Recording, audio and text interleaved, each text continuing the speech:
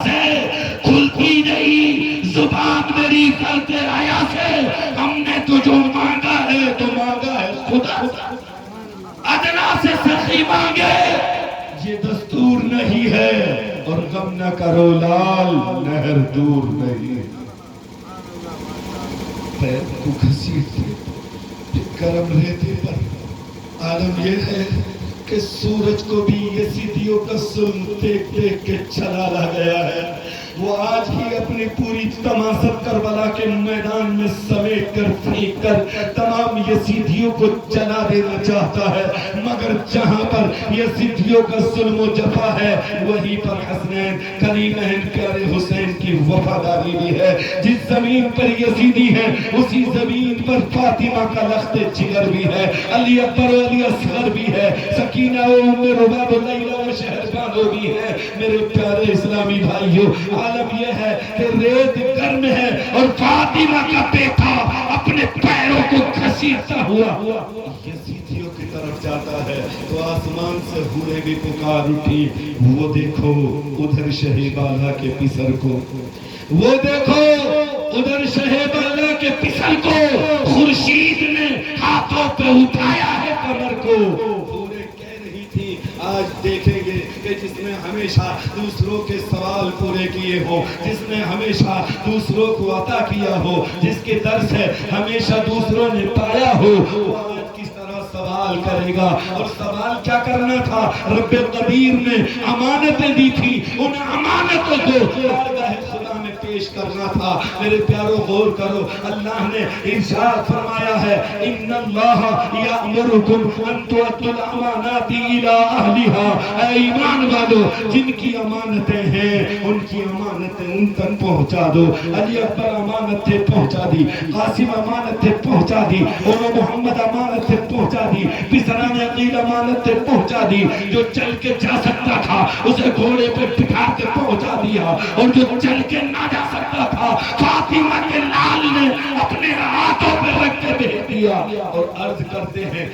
طریقہ دیکھیے کیا ہے ارے جس نے کبھی مانگا ہو تو مانگے جس نے کبھی ساتھ پھیلایا ہو تو پھیلائے کہ اگر پھیلانا ہی مقصود ہوتا مانگنا مقصود ہوتا سوال کرنا مقصود ہوتا تو ضرور یزیدیوں سے پانی لے لیا ہوتا اور پھر اسے پانی لینے کی کیا ضرورت ہے کہ جس کے نانا مالک عہدے کوثر ہو کوثر کے سلسبیل مالک عہدے کوثر ہو اس کو مانگنے کی کیا ضرورت ہے کہ جس کا صدقہ جس کے نانا کا صدقہ پوری دنیا کیا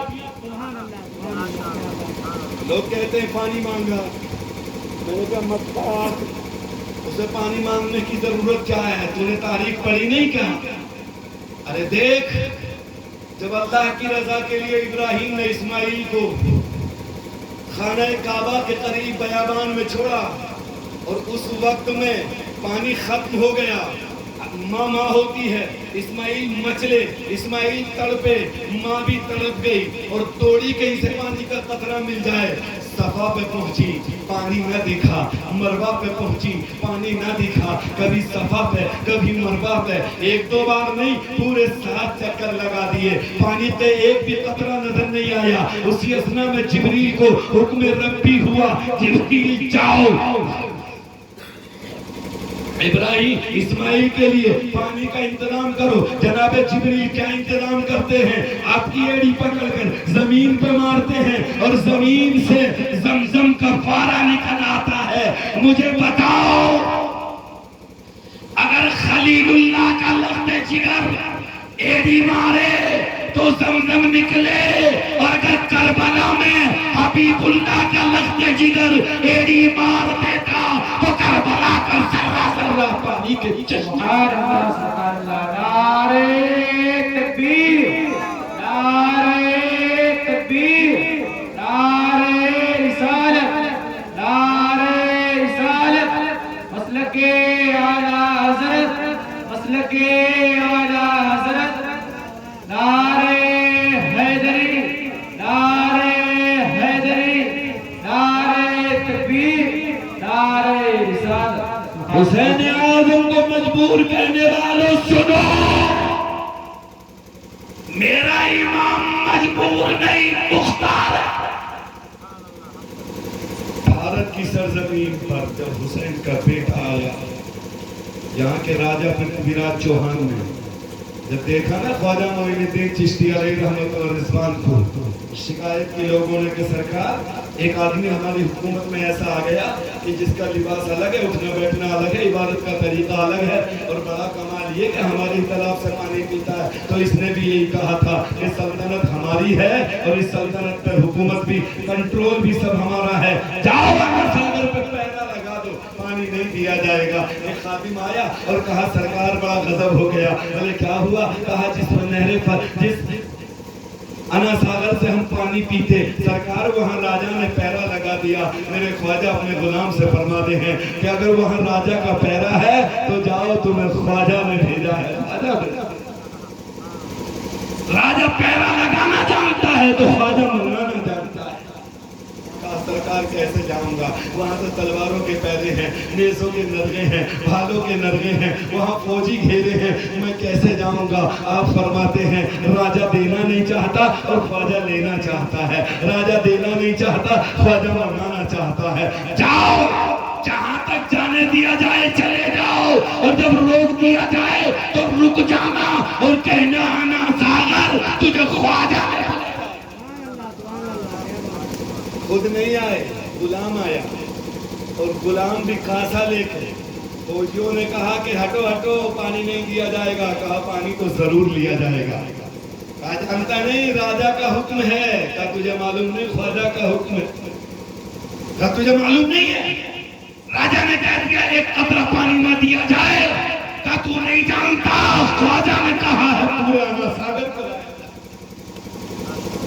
روک دیا گیا، رک گیا، انا ساگر کی طرف کاسا کیا اور کہا پانی چل تجھے خواجہ نے بلایا ہے۔ زمین نے دیکھا، آسمان نے دیکھا، چاند و تاروں نے دیکھا، پوری دنیا نے دیکھا، پورا انا ساگر ایک کاسے میں آ گیا۔ میرے خواجہ نے بتا دیا اے دنیا والوں، میرے بابا کو کربلا میں مجبور نہ کہو، کیونکہ ان کا بیٹا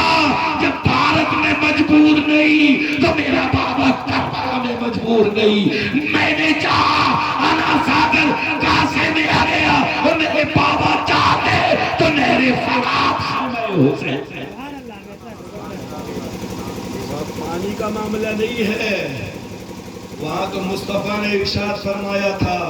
کہ میری اہل بیت دنیا میں قرآن کے ساتھ ہے، آخرت میں قرآن کے ساتھ ہے، قرآن حسین کے ساتھ ہے، حسین قرآن کے ساتھ ہے، یہاں تک کہ دونوں آخر میں حوض کوثر سے مجھے ملیں گے۔ حسین قرآن کے ساتھ، قرآن حسین کے ساتھ۔ قرآن نے کہا جن کی امانتیں پہنچا دو، حسین اعظم نے کہا اثر رب کی امانت ہے لے کے چلا۔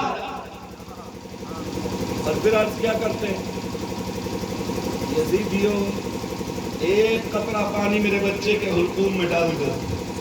اس کے بدلے میں حوض کوثر کے جام نانا کے ہاتھوں سے پلواؤں گا۔ ادنا کے بدلے اعلیٰ۔ علماء فرماتے ہیں اگر یزیدیوں کو ذرا سا رحم آ جاتا اور ایک گھونٹ پانی پلا دیتے تو اللہ تعالیٰ کو روز محشر میں تمام یزیدیوں کو حوض کوثر پلانا ہوتا، لیکن ان ظالموں کی تقدیر میں کہا ظالم ظالم ہوتا ہے۔ اور ملا تو اشارہ کیا،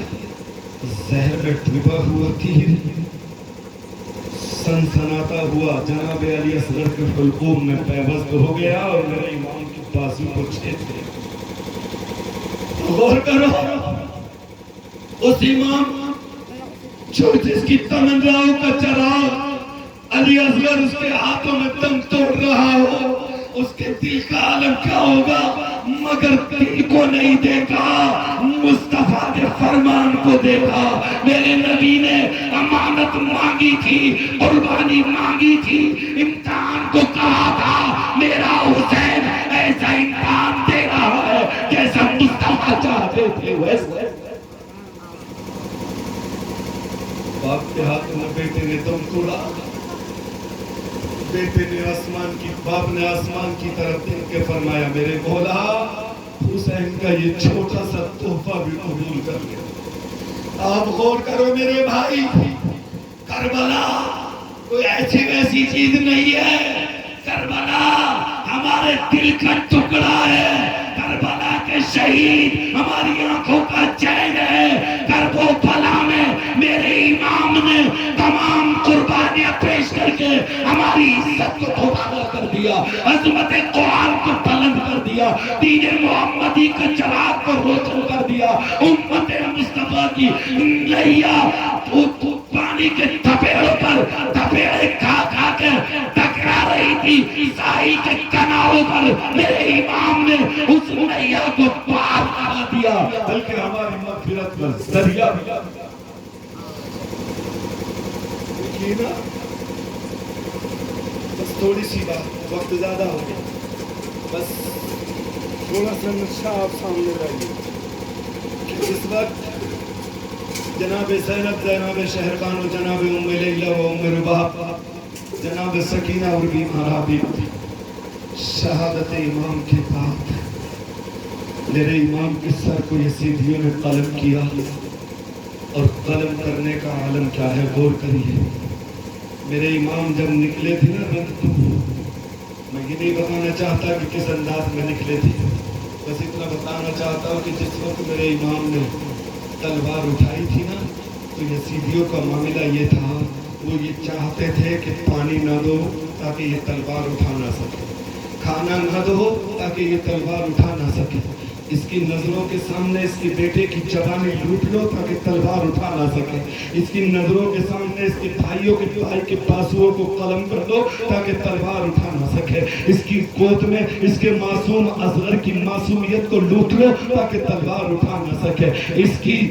زینب کے ہونٹوں کو پانی کی قلت کی بنیاد پر سکھا دو تاکہ تلوار اٹھا نہ سکے، جب یہ تلوار اٹھائے تو زینب کی پیاس آ جائے، ام لیلہ کی پیاس یاد آ جائے، ام رباب کا سوکھا ہوا گلا یاد آ جائے، جناب بیمار عابد کا سوکھا گلا یاد آ جائے، مگر یاد رکھو میرے امام نے کربلا کی سرزمین پر تمام یزیدیوں کو دکھا دیا تھا کہ یہ تلوار ایسی نہیں جو غم زینب، غم سکینہ، غم ام رباب، غم قاسم، غم عباس علمبردار، غم علی اکبر اس تلوار کو روک سکے، کیونکہ تلوار اٹھانے والا حیدر کرار کا بیٹا ہے، جس کی رگوں میں خون حیدر کرار ہے، دودھ فاطمہ الزہرا ہے، یہ وہ حسین ہے کہ جس کی رگوں میں مصطفیٰ کا لوا۔ پورے یزیدی مل کر بھی تلوار کو روک نہ سکے، مگر اچانک وہ تلوار روک گئی۔ اللہ اکبر، قاسم کے غم، علی اکبر کے غم، اور محمد کے لاش، سکینہ کا ہوتا ہو سکھا ہوا ہو، جناب ام رباب کی پیاس، ام لیلہ شہربانوں کا تڑپنا مچلنا، جس تلوار کو روک نہ سکا، یزیدیوں کی ڈھالیں، یزیدیوں کی تلواریں، یزیدیوں کی کثرت، یزیدیوں کی زیادتی، یزیدیوں کی کثرت، جس تلوار کو روک نہ سکی، وہ تلوار رک گئی۔ رکی بھی کس لیے؟ جب اٹھی تھی تو اللہ کے لیے، اور جب رکی ہے تو کانوں میں آواز پڑ گئی، اللہ اکبر۔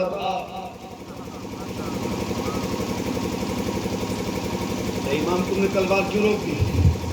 اے امام تم نے تلوار کیوں روکا؟ تو میرے امام کہیں گے کہ میں اپنے چاہنے والوں کو، اپنے چہیتوں کو ایک پیغام دینا چاہتا ہوں کہ مجھے دیکھو، میری تلوار کو قاسم کی یاد نے نہ روکا، عباس کی یاد نے نہ روکا، اکبر کی یاد نے نہ روکا، اور محمد کی معصومیت نے نہ روکا، سکینہ کے بچپن نے نہ روکا، میری تلوار کو یزیدی قوت نہ روک سکی۔ اگر روکی تو آذان کا لفظ سن کے روکی، تاکہ دنیا میں میرے نانا کا کلمہ پڑھنے والے، میرا نام لینے والے سمجھ لیں کہ جب آذان ہو بند کر دو، کاروبار بند کر دو، خرید و فروخت بند کر دو، لینا دینا بند کر دو، ملنا جلنا بند کر دو، اپنے تمام دنیاوی کام بند کر دو، اللہ بلائے تو اللہ کے بیٹھے چلو۔ میرے امام نے بتا دیا کہ یہ تلوار جسے یزیدی نہ روک سکے، اسے آزان دے روک۔ جب رکی نا تو میرا امام گھوڑے سے نیچے آیا، عالم یہ تھا کہ جسم پر تیروں کے، تلواروں کے، نیزوں کے، بھالوں کے زخم پر زخم ہے۔ میرے امام نیچے آئے، شمر ملعون نے گردن پر قدم رکھ لیا، میرے امام نے پکارا ناہنجار تھوڑا ڈھیلا کر دے کیونکہ سر سیدھا کر کے